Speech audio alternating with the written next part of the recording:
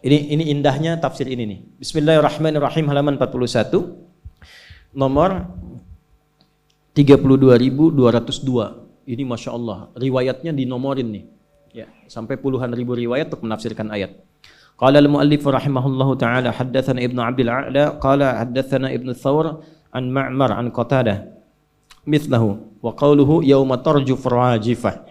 Adapun yang dimaksud dengan firman Allah yauma tarjuf rajifah, yaqulu ta'ala dzikruhu yauma tarjuful ardu wal jibalu, Al-Muzammil ayat 14. Ini yang saya maksud tafsir Quran bil Quran. Jadi kalau Bapak Ibu temukan ayat ke-6 di An-Nazi'at, itu bukan berdiri sendiri. Masih ingat rumusnya, rumus tafsir? Masih ingat? 500 ribu? 1 juta? Serius? 5 juta?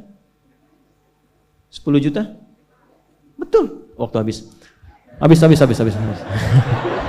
Habis waktunya, udah habis.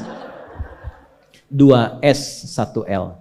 Ingat itu, rumus tafsir. 2S 1L. Catat, nanti kalau saya tanya lagi, sudah tahu jawabannya. Insya Allah saya tanya lagi, ya, tanpa hadiah. Itu 2S itu 1 siyak, 2 sibak, L-nya lihaq. Siyak itu ayat yang dibaca, sibak itu hubungan ayat yang dibaca dengan ayat sebelumnya. Lihaq adalah hubungan ayat yang dibaca dengan ayat setelahnya. Jadi jadi penafsir itu tidak main-main. Kita baca misalnya An-Nazi'at di ayat yang ke-6, yauma tarjufu rajifah, di mana ditemukan kata yang sama, kata rajifah dan tarjufu di ayat sebelum An-Nazi'at, cari sampai Al-Fatihah dan cari sampai An-Nas. Cari ke belakang disebut dengan sibak, cari ke depan disebut dengan lihaq. Ayatnya disebut dengan siyak. Itulah menafsirkan Al-Quran begitu. 6.236 ayat dicari ke semua korelasinya. Itu adalah tafsir ayat dengan ayat. Jelas? Nah, tafsir ayat ini juga bisa diketahui dengan penjelasan di Al-Muzammil ayat yang ke-14. Ya. Yauma tarjuful ardu wal jibal. Nanti yang sering diperebutkan dunia nih, kadang-kadang sengketa dan sebagainya, yang disengketakan itu sudah hilang, habis semua, bahkan hancur. Ya. Ini ada sengketa tanah, perebutan tanah. Kata Allah, apa yang kau rebutkan itu satu saat yauma tarjuful ardu, tanah yang kau sengketakan hancur. Sekali tiupan, hancur. Dulu sami'na, dengar ayat, gak ada yang rebutan lagi, wakaf. Berbagi, secukupnya hidup untuk beramal. Luas beramal, boleh. Tak mampu beramal, dia bagi. Karena dia tahu yang dipijak itu satu saat hancur semua. Tinggal persaksian yang dipijak itu bersaksi apa. Dulu sami'na, dengar, langsung taat.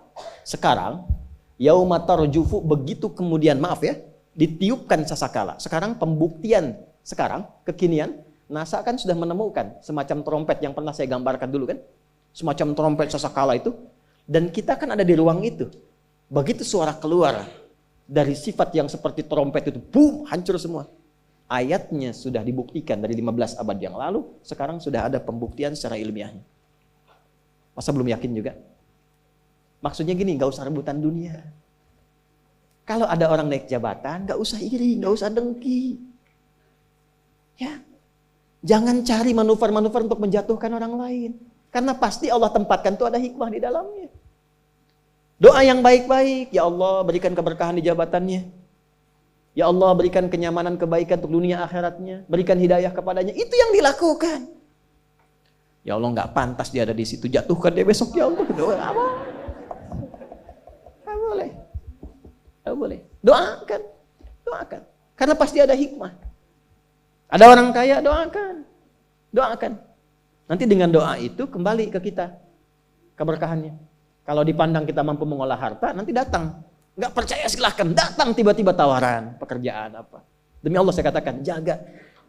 Allahu Akbar, hati itu jaga betul. Yang baik-baik aja. Nanti lebih tenang hidupnya begitu. Lebih tenang. Yang bahaya itu yang nggak tenang, kaya nggak tenang, itu semua dikerjakan. Maksiat dikerjakan, minum dikerjakan, narkoba dilakukan. Karena nggak tenang hatinya Pak. Dan nggak berkah itu. Jadi yang banyak pun karena nggak berkah, rasanya nggak ada. Capek sendiri, kerja lagi, cari lagi, pikirin lagi. Gak sempat sholat, gak sempat baca Quran. Yang paling parah, harta yang dihasilkan, dia bahkan tidak menikmati. Itu yang paling bahaya. Jadi ayat ini ingin memberikan kesan bahwa ketika masuk ke ayat 6 dan seterusnya, jangan pernah mengagungkan dunia terlalu dalam. Karena itu akan mencelakakan Anda dan mengantarkan pada jurang yang tiada tepinya. Sampai kiamat tiba.